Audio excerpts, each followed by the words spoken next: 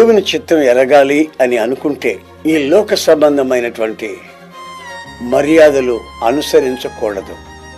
లోకులు రకరకాల వేషాలు వేస్తారండి. అయితే మనం ప్రభు సన్నిధిలో ఎలా ఉండాలి? ఒక యుక్తమైన ఆరాధన మన మాటలో కానివ్వండి, నడకలో కానివ్వండి, చూపులో కానివ్వండి, ప్రవర్తనలో కానివ్వండి, వస్త్రధారణలో కానివ్వండి, ఆయన వాక్యానుసారంగా నడుస్తున్నట్లు మనం చెప్పకనే మన యొక్క ప్రవర్తన వాళ్ళని హెచ్చరించేటట్లుగా మన జీవితాన్ని మనం గమనించుకోవలసిన అక్కర ఉంది. కారణం ఏంటంటే మనం కొందరినే చూస్తామండి, మనల్ని వేల మంది చూస్తారు.